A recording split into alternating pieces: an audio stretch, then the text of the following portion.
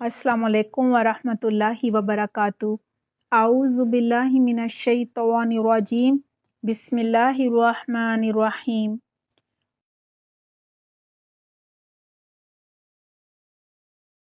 रब्बिश्रह ली सदरी व यस्सिर ली अमरी वहलुल उक़दतम मिन लिसानी यफ़क़हू क़ौली। रब्बि ज़िदनी इल्मा। अल्लाहुम्मा फ़क़्हिना फ़िद्दीन। आमीन। प्यारे बच्चों, क्या हाल है आप सबके? दुआ है अल्लाह सुब्हानहू तआला आप सबको अपनी हिफ्ज़ मान में रखे, सेहत और आफियत अता फरमाए।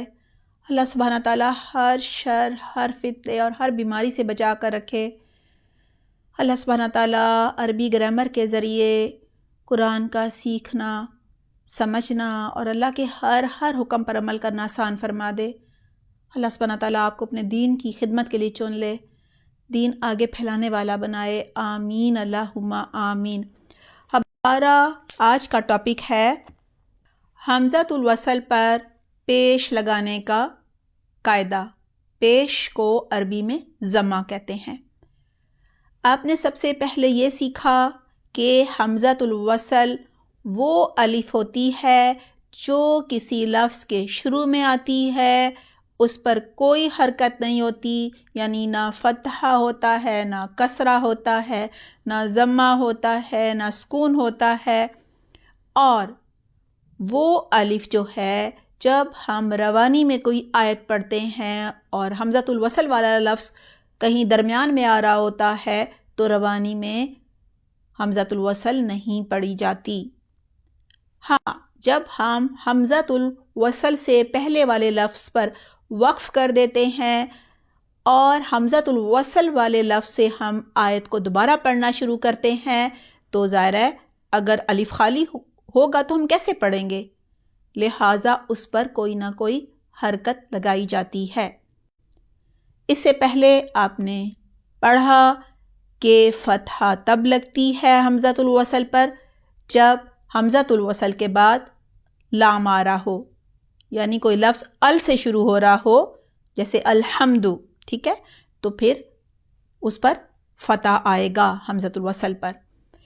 और कसरा जो है वो तब आएगी जब हमज़तुल वसल के बाद लाम ना आ रहा हो, तो फिर हम तीसरे हर्फ की हरकत को देखेंगे। अगर तीसरे हर्फ पर फतहा हो या कसरा हो तो हम हमज़तुल वसल के नीचे कसरा ही लगाएंगे। आज हम ये जानेंगे कि हम ज़म्मा यानी पेश कब लगाएंगे। उसका तरीका ये है कि अगर हमज़तुल वसल के बाद लाम ना हो तो हम इस सूरत में हमज़तुल वसल से लेकर, यानी वो पहला होगा हर्फ, उसके बाद दूसरा होगा, फिर तीसरा, हम तीसरे हर्फ की हरकत को देखेंगे। अगर तीसरे हर्फ पर पेश हो, यानी ना फतहा हो ना कसरा हो बल्कि ज़म्मा यानी पेश हो, तो फिर हम हमज़तुल वसल पर पेश लगाएंगे। ये तो बहुत ही आसान हो गया, क्योंकि आपने कब हमने फतह लगाना है वो भी सीख लिया।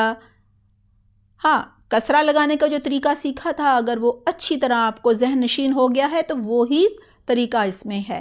यहाँ भी थर्ड लेटर को देखेंगे। हमज़तुल वसल फर्स्ट लेटर होगा, उसके बाद सेकंड और फिर थर्ड। अभी मैं आपको मिसालें बताऊंगी तो आपको और अच्छी तरह से वजाहत हो जाएगी इंशाल्लाह ताला। और थर्ड लेटर पर अगर फतहा या कसरा हो तो हमज़तुल वसल पर कसरा आएगी, और अगर उस पर ज़म्मा यानी पेश हो थर्ड लेटर पर, तो फिर हमज़तुल वसल पर ज़म्मा ही आएगी, पेश ही आएगी। आइए अब इसको मिसालों से समझते हैं। हमज़तुल वसल पर ज़म्मा यानी पेश लगाने का जो कायदा है, उसकी पहली मिसाल है उक़तुलू। उक़तुलू, यहाँ देखिए हमज़तुल वसल खाली था, कोई हरकत नहीं थी। ये फर्स्ट लेटर था, पहला हर्फ था। सेकंड लेटर जो है वो قاف ہے جس پر سکون ہے. تھرڈ لیٹر تا ہے جس پر ضمہ ہے، پیش ہے.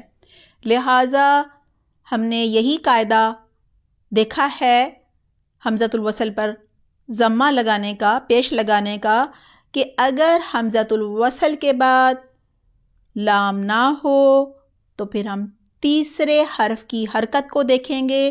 اگر تیسرے حرف پر نہ تو فتحہ ہو نہ کسرہ ہو بلکہ پیش ہو تو پھر ہم حمزۃ الوصل پر پیشی لگائیں گے.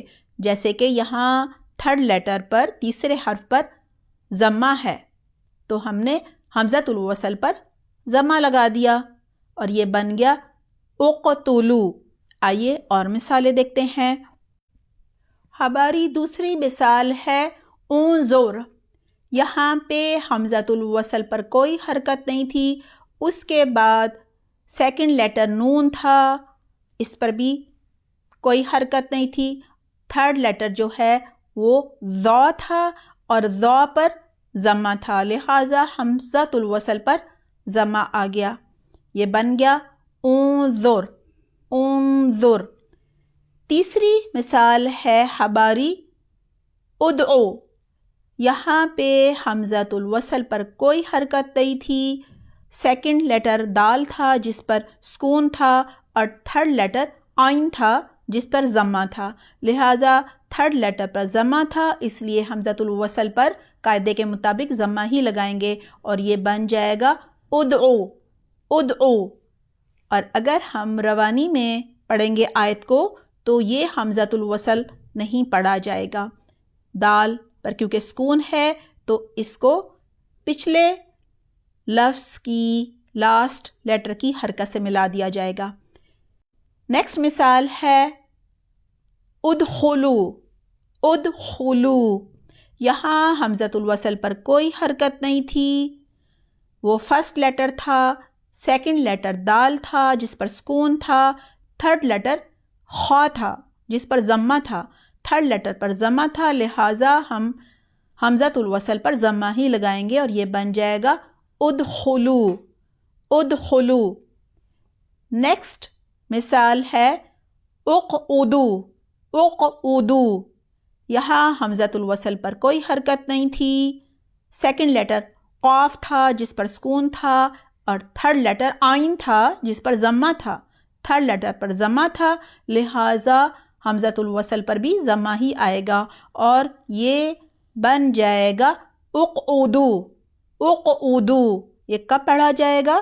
جب اس کو ہم الگ سے پڑھیں گے، یہاں سے ہم آیت کا سٹارٹ لیں گے تو پھر حرکت لگائیں گے. روانی میں یہ حمزۃ الوصل نہیں پڑھی جائے گی. اقعدو. امید ہے آپ کو اچھی طرح سمجھ آ گئی ہوگی. اپنا بہت خیال رکھیے گا. سبحانک اللہم و بحمدک نشہد لا الہ الا انت نستغفرک و نتوب الیک. والسلام علیکم ورحمۃ اللہ وبرکاتہ.